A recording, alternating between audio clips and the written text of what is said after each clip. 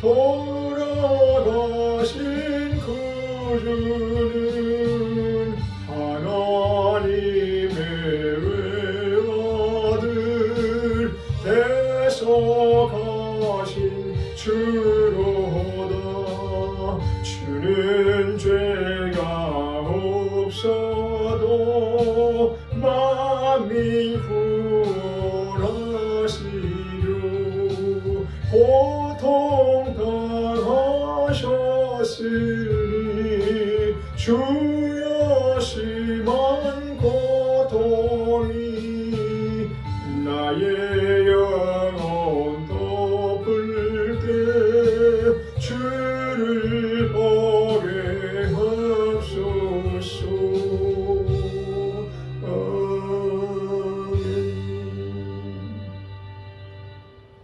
사랑이 많으신 아버지 하나님, 감사와 찬양과 영광을 이 새벽 시간에도 오직 주께만 올려드립니다. 세상을 살아갈 때에 저희들의 모든 고통과 괴로움과 그리고 또한 악과 사망을 위하여 그리스도 예수께서 대속의 피를 흘리시고 몸짓고 피 흘려 죽으시기까지 저희들을 사랑하사 당하신 고통을 이 아침에도 저희들이 묵상하나이다. 하나님의 선하신 사랑에 매여서 하나님의 진실한 사랑에 매여서 우리가 오직 주를 찬양해야 마땅한 저희들이오나, 그럼에도 살면서 이런 저런 모양으로 우리 하나님 그 사랑을 온전히 누리지 못하고 살 때가 많았습니다. 하나님의 그 기쁘신 돌보심과 은혜를 공급받지 못하며 살 때가 또한 있었습니다. 그럼에도 불구하고 하나님의 여유하신 사랑으로 우리를 지금까지 지켜 보호하여 주셨기에 만세 반석 되시는 예수님 위에서 우리가 온전한 생명을 누리고 영원한 세상에서 주님을 찬미하는 그날이 이를 때까지 우리 주님께서 돌봐주실 것을 믿고 감사드립니다.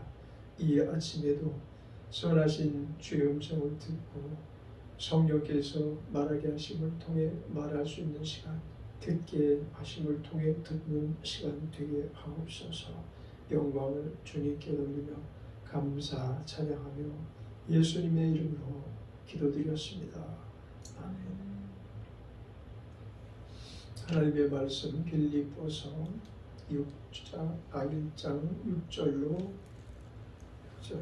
11절까지, 빌립보서 1장 6절로 11절까지 한 목소리로 합독하겠습니다. 너희 속에 착한 일을 시작하신 이가 그리스도 예수의 날까지 이루실 줄을 우리가 확신하노라. 내가 너희 무리를 위하여 이와 같이 생각하는 것이 마땅하니 이는 너희가 내 마음에 있음이며 나의 맹인과 복음을 변명함과 확정함에 너희가 다 나와 함께 은혜에 참여한 자가 되니라. 내가 예수 그리스도의 심장으로 너희 무리를 어떻게 사모하는지 하나님이 내 증인이시니라. 내가 기도하노라. 너희 사랑을 지식과 모든 총명으로 점점 더 풍성하게 하사 너희로 지극히 선한 것을 분별하며 또 진실하며 허물 없이 그리스도의 날까지 이루고 예수 그리스도로 말미암아 의의 열매가 가득하여 하나님의 영광과 찬송이 되게 하시기를 구하노라. 아멘.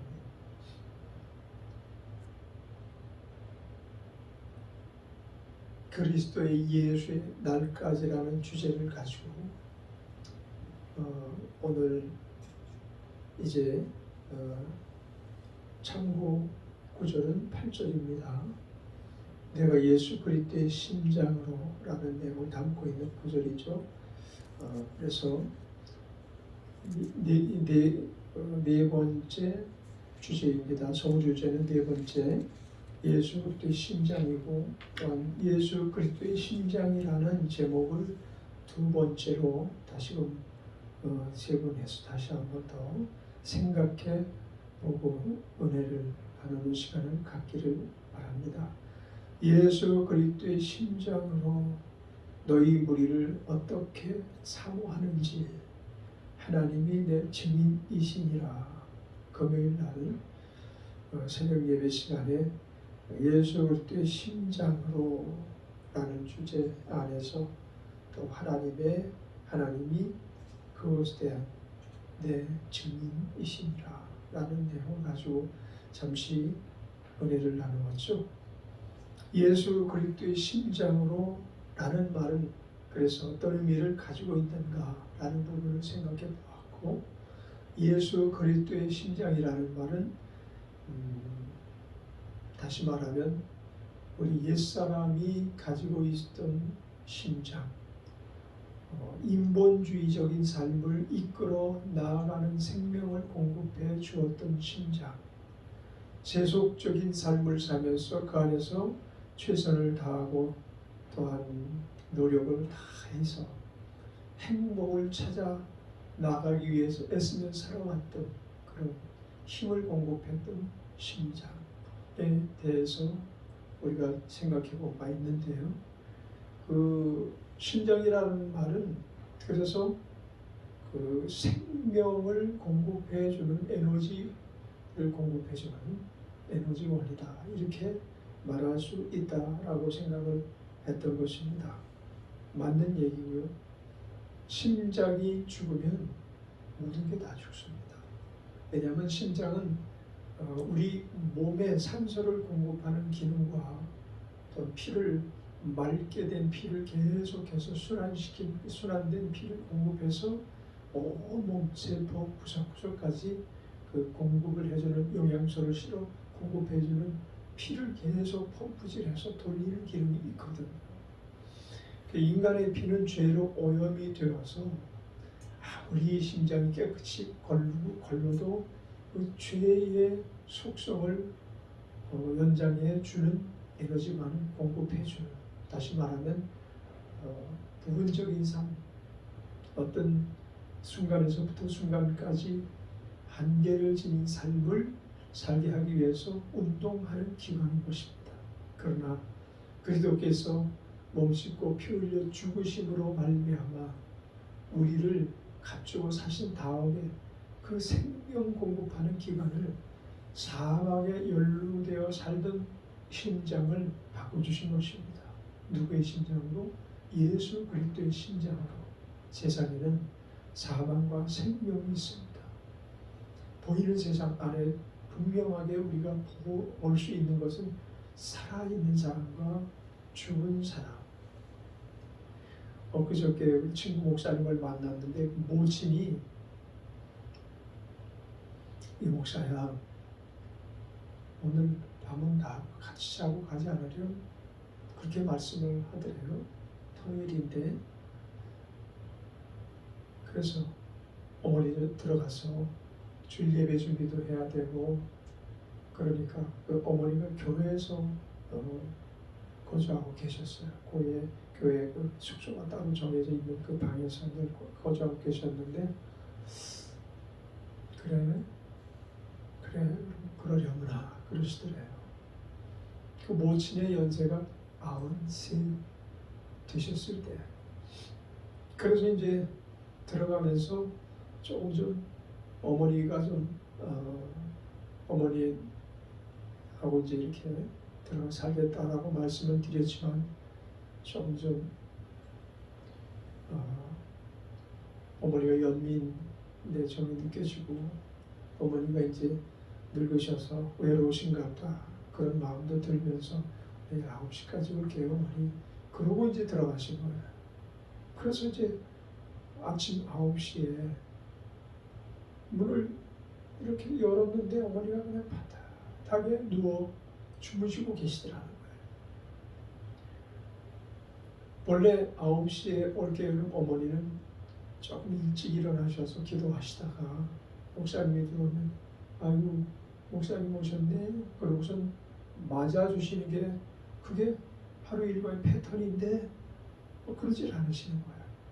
하나님 누워 계셔서 이렇게 들어가 보니까 아주 정도 그대로 생전의 모습 그대로 반듯하게 누워서 눈만 사뿐히 감고 그렇게 계시더라는 거죠. 그래서 갑자기 어머니 하고 불러도 대답이 없어요.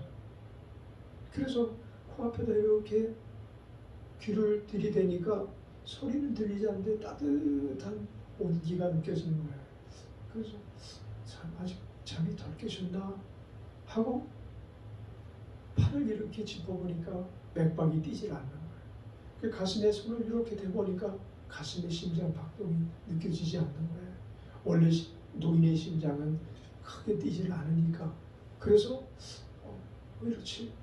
몸은 따뜻한데. 그러면서 이렇게 이불 속에 손을 넣어보니까 거기가 흥건히 젖어 있는 거예요. 그래서 아차 하고서 어머니 하고 불러도 대답이 없으신 거예요. 그래서 돌아가신 거죠. 그래서 119에 전화를 해서 소방대원이 와가지고 그 인근에 그 영안실이 있는 병원으로 이제 모체를 옮기고 식구들한테 연락을 해서 다 오게 하고 그랬는데 병원에서 검진 결과 새벽 5시에 운명을 하셨다는 거예요. 돌아가신 거예요. 돌아가시니까 생명 있을 때와 사망 이후의 삶이 완전히 달라진 거죠. 눈으로 급격하게 차이가 나고 보이는 겁니다. 우리가 이제 세상 사람들을 예수 믿는 사람은 영적으로 이미 사망당한 사람이다. 그래서 죄의 노예, 사망의 노예로 살고 있는 저들을 우리가 건져내야 되는데 그러면 같이 죽은 자로서 어떻게 죽은 자를 건져낼 수 있겠냐고. 죽은 자는 말이 없는 거예요. 말할 수 있는 힘이 없는 거예요. 그런데 오늘 본문 말씀을 보면 사도 바울은 그런 말씀을 하잖아요. 내가 예수 그리스도의 심장을 가지고 너희를 얼마나 사모하는지 하나님이 내 증인이시니라 라고 말씀하셨을 때 내가 그리스도의 심장을 가지고라는 이야기는 내가 살았다. 살아있는데 예전에 사망의 종로로 타던 그 심장이 아니라 우리 예수님의 피를 공급해 주시는 심장으로 심장이 바뀌어졌다는 거예요. 우리는 예수의 피로 우리의 심장이 바뀌어진 자로 살아가는 줄 믿습니다. 예수의 피로 심장이 바뀌어진 자, 그 사람의 삶은 누가 증거하는 삶이라고요? 하나님이 증거하시는 삶이에요. 왜요?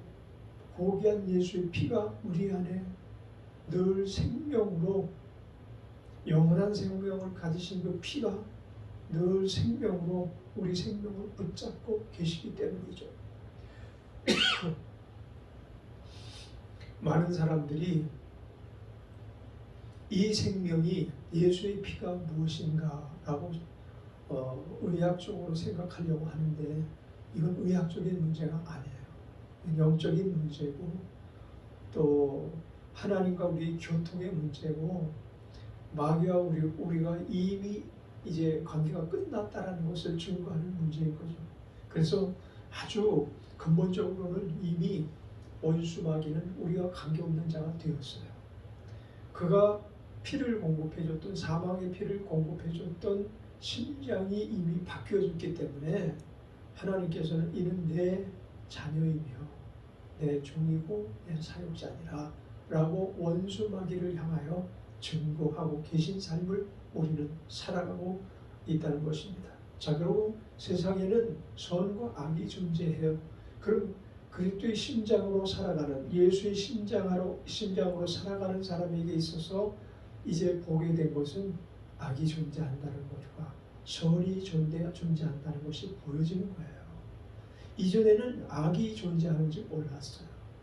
우리가 예수 믿기 전에는 그저 1박 2일 술집에 들려서 술 한잔 마시고 친구들과 서로 우애를 돈독히 하는 시간을 가지면서 얼마나 그 삶이 달콤하고 그 교제가 중요하게 느껴졌는지 몰라서 많은 사람들이 지금도 밤거리를 이렇게 지나다 보면 술집에 335 짝을 이루어서 얼마나 유쾌하고 전혀 스트레스 받지 않는 그런 표정으로 둘러앉아서 막 껄껄거리고 이하 담화를 나누는 것을 보게 됩니다.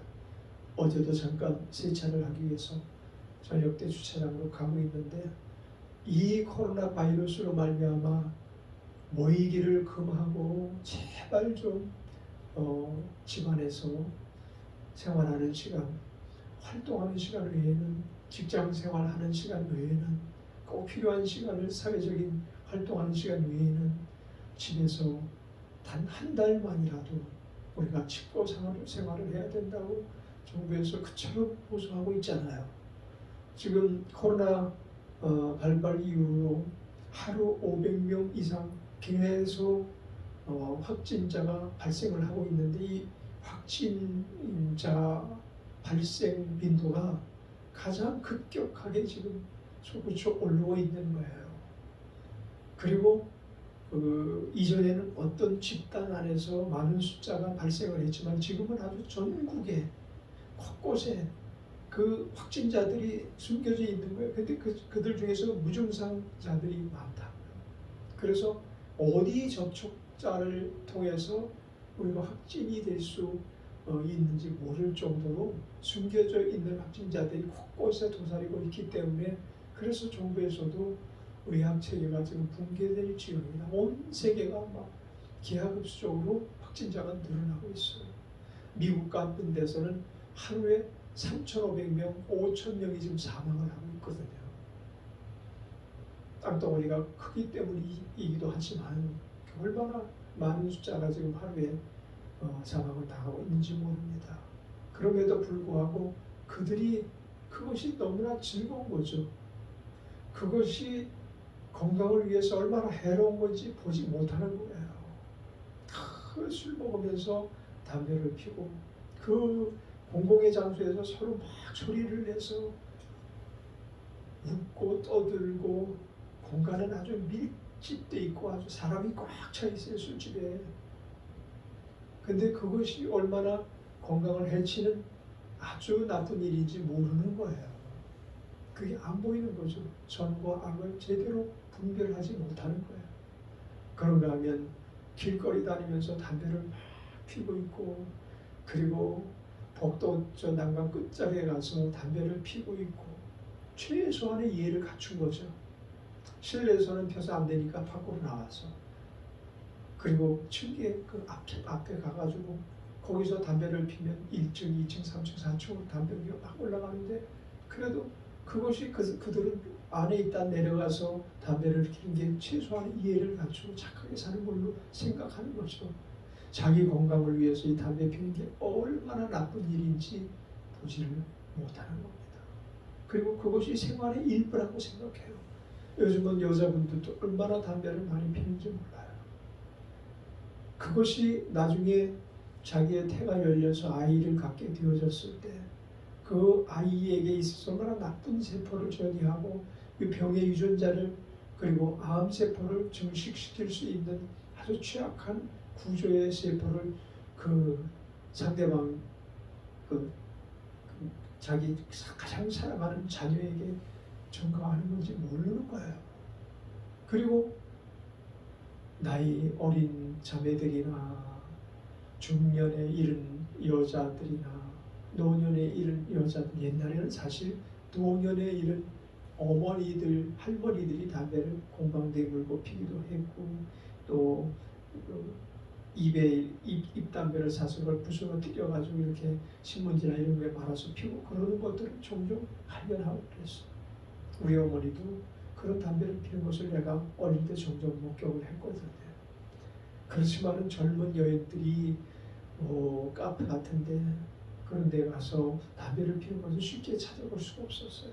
술집에서는 종종 발견되는 그런 부분이었지만, 그러나 그것이 얼마나 자기를 향해서 지극히 악하고 못된 일인지 모르는 거예요. 그러나 우리가 예수를 믿고 보니 저것이 얼마나 가치 없이 돈을 낭비하는 것이고 자기의 육신을 망가뜨리는 것이고 옆 사람의 건강을 해치는 것인지 모르거든요. 담배 피는 남편으로 말미암아 폐암에 걸려서 죽는 그런 것 안에도 많이 있다는 것을 의학계에서 아주 계속해서 알리고 있잖아요. 담배라는 것은 자기만 해치는 게 아니고 지금 거기에 있는 자기 절친 혹은 자기 아내 혹은 자기 자녀들에게 해를 끼치는 것인데 모르거든요. 그런 것들을.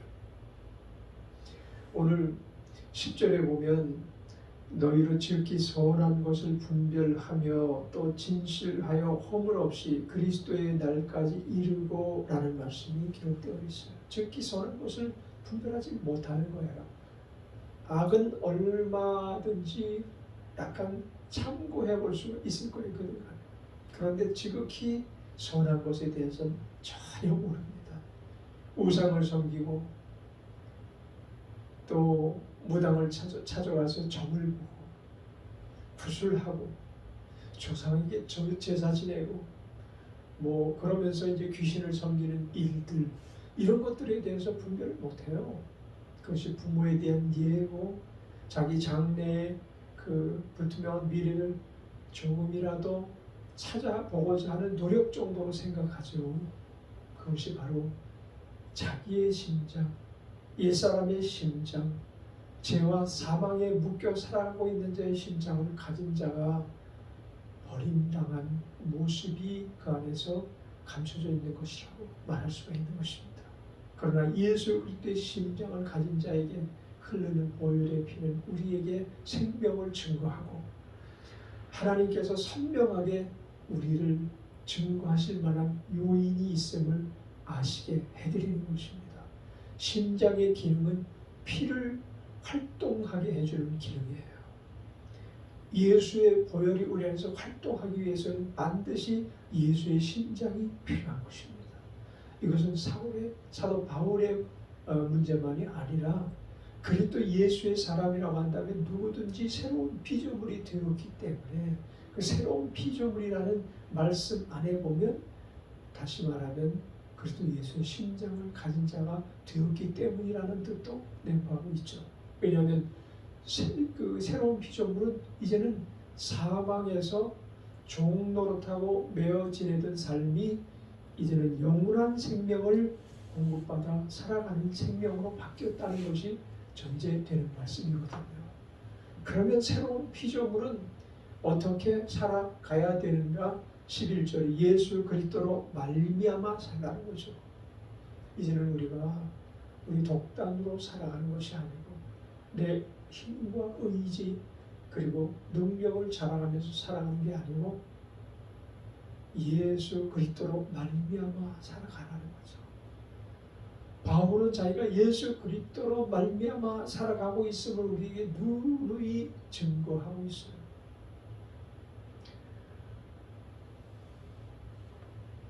그래서 사도 바울의 삶을 우리가 이렇게 돋보기로 이렇게 투명하게 이렇게 투시해 보면 일반적인 안경이 아니라 그에 대해서 하나님 주신 안경으로 투시해 보면 아주 선명하게 그의 삶은 예수 그리스도의 종이었다라는 것을 열심히 증거하고 있어요. 그게 바울 서신이 아주 뚜렷하게 나타나고 있죠.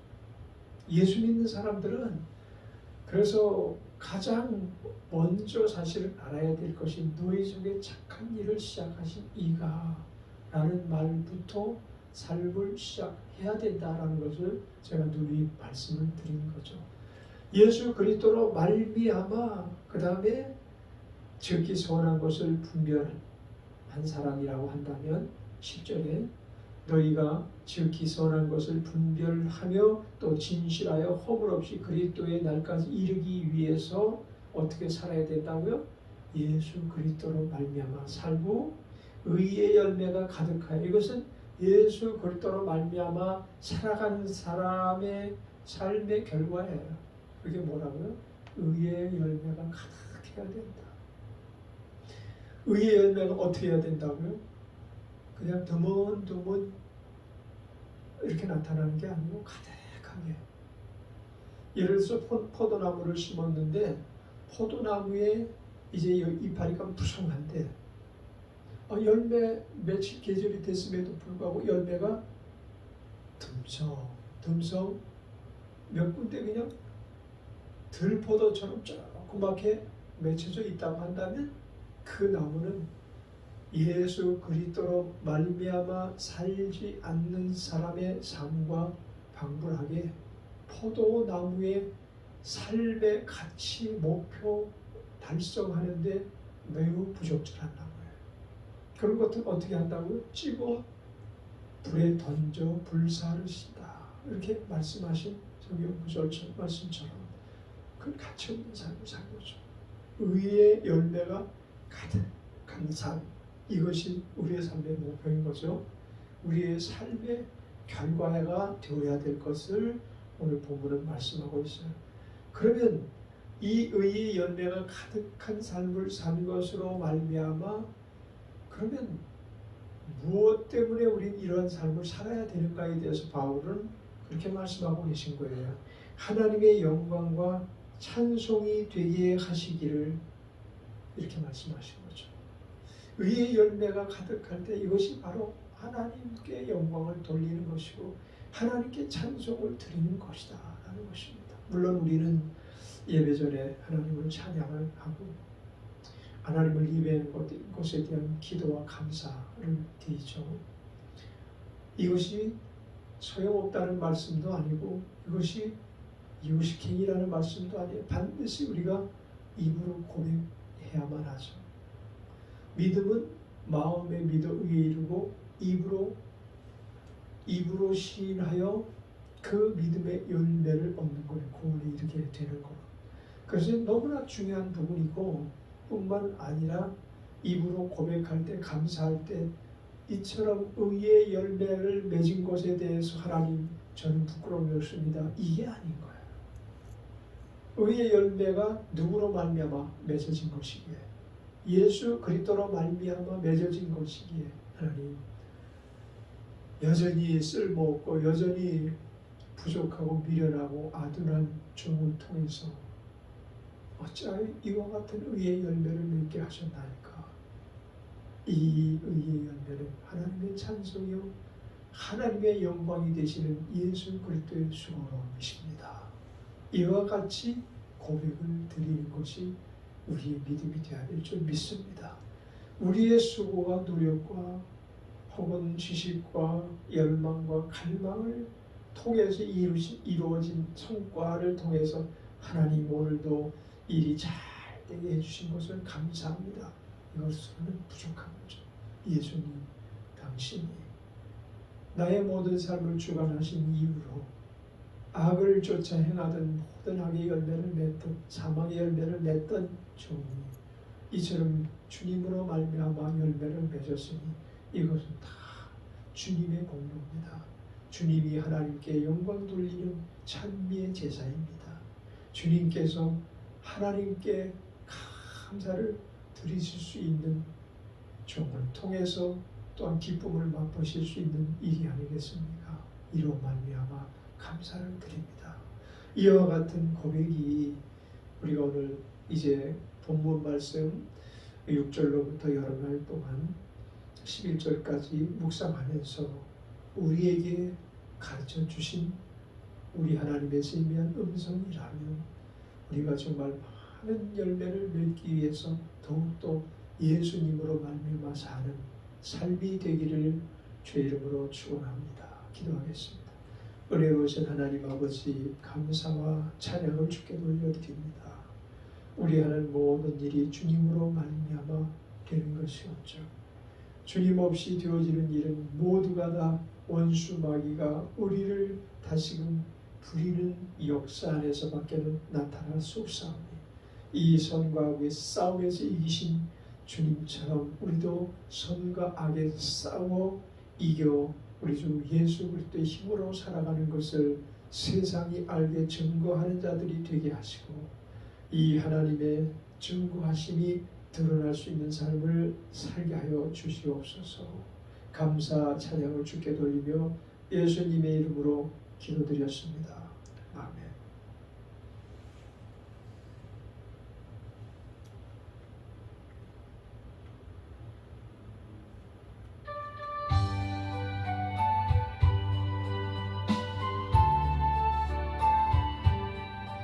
불길 같은 성신여 간구하는 우리에게 지금 강림하셔서 영광 보여주소서.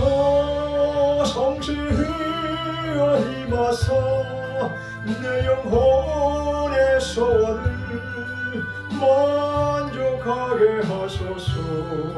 기다리는 우리에게 불러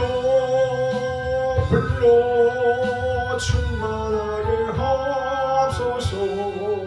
주의 제단 뿌리에 우리 몸과 영혼과 우리 가진 모든 것 지금 바치옵니다. 성신이여 임하사 내 영혼의 소원을 만족하게 하소서. 기다리는 우리에게 불러 충만하게 하소서. 모든 것 다 바치고 비겁일 마음에 주의 이름 위하여 성신 충만하소서. 성신이여 임하사 내 영혼의 소원을 만족하게 하소서. 기다리는 우리에게 불러 충만하게 하소서. 구속하신 주께서 허락하신 성신을 믿고 간구하오니 지금 내려주소서. 성신이여 임하사 내 영혼의 소원을 만족하게 하소서. 기다리는 우리에게 불러 충만하게 하소서. 아멘. 기도하신 후에 주기도로 예배를 마감하시기 바랍니다. 기도하시겠습니다.